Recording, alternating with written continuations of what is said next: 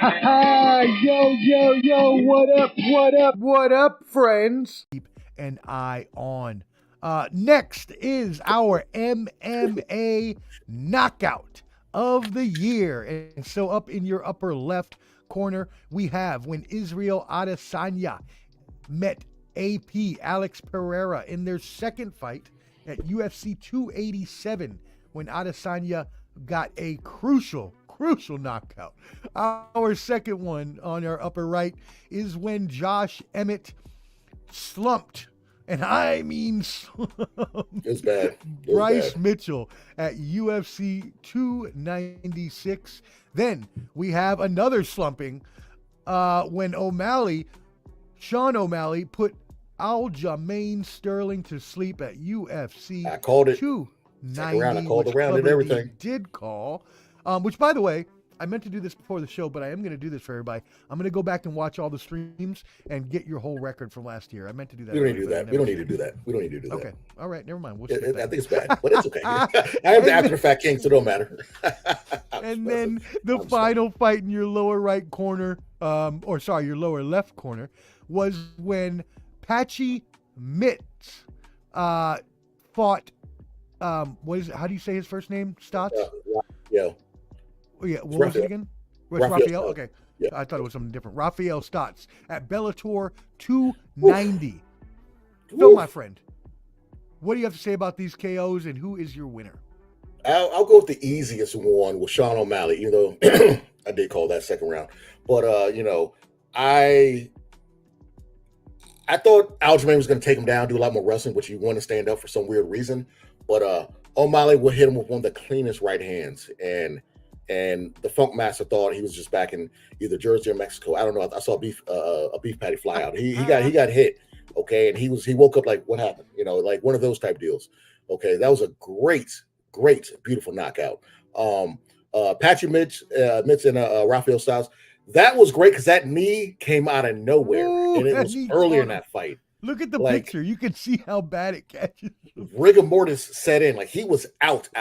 Like he wasn't out. He was out. You could have wrote on his face. Like when people got drunk back in the day, you could have drew on him. Anything you wanted. He was out of this world. The shadow realm. He like when Frodo put the ring on, that's where he was. He was hanging out in one of the shadows. He was doing one of those things. That's how bad he was out. Okay. But I mean, geez, I wish we could just, because of copyright stuff, I wish we could just show these. But if you guys are bored like knockouts, check any of these fights out. Please do yourself a service. Do yourself a favor. Sprinkle some on, make it a flavor. Just watch these knockouts, okay? But the last one, Pereira against Israel Adesanya. And Adesanya, this is a very personal fight for him because, not the last one. I'm sorry, we still got Emmett. This fight for him, he had lost to this man 3 times already and got knocked out the last time. He'd been knocked out twice. And this he needed this win. And the fact that he got all that off his chest and slept him. I mean, he really looks like he's waking up right now, just stretching, like if you put chalk around him, you would think he was, something bad happened. And the fact that he did the whole arrow thing that Pereira likes to do when he's walking to the cage.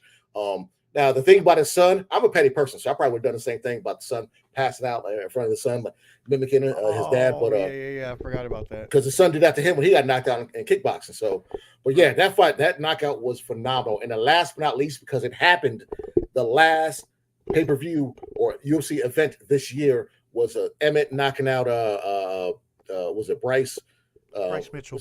Bryce Mitchell. Okay, well, he knocked him like his toes started seizing up, okay, like he had heat stroke. His body was seized. Rigor mortis has set in. Even when he got up, Joe Rogan was like, somebody stop him because he's wobbling around. He's going to tear his ACL. It was that bad. Jeez, like, please. He shouldn't fight for another year. He got knocked out that bad, okay? That was probably the cleanest. What is going on? He's one of the cleanest hits I've seen. Slow down there, fingers.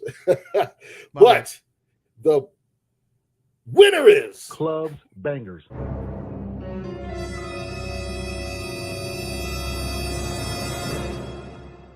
Clubs Bangers. Clubs Bangers. Right down, Dion. There we go. Look at this. Look at his toes right there. Look at his toes. Look at it. You see Look how at the they're hands. seized up right he there? looks like he's in sleeping position. He's like hands If you under look the at it head. closely with his hands, he's playing the violin. He's playing the world's self violin. That's what you do when you get knocked out like that. Violin. He is playing the violin. And if you look at Emmett, he's like, play some more. Come on. Look at like it is one of those things. All right. In his face. One of the worst knockouts I've seen. One of the worst knockouts I've seen. But Wowzers. yes. I tell you, we got some comments up there, and I do not know who that is, but thank you for watching. Let's go ahead and see what comments we got. What up? Sorry, not sure who you are because it just says Facebook user, but we appreciate you turning in. The Clubbies. Yes. He likes to call them the Clubbers, but I call them the Clubbies because, like the Grammys and the Emmys, you got to have the Y on the end. So the Clubbies.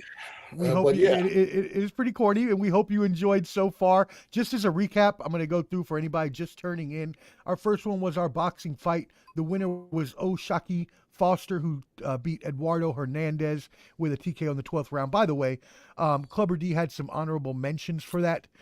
We have the Devin Haney versus Lomachenko fight, the Ngannou versus Fury fight, and as well, I had an honorable mention, one of my favorite fights of last year, Emmanuel Navarrete versus Oscar Valdez in a 12-round absolute war.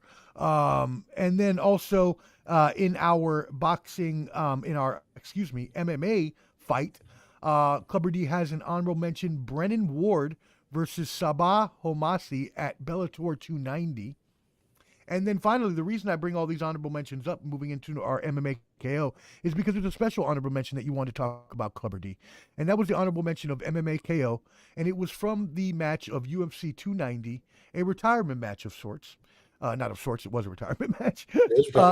Lawler versus Price. Give us your thoughts on this honorable mention KO.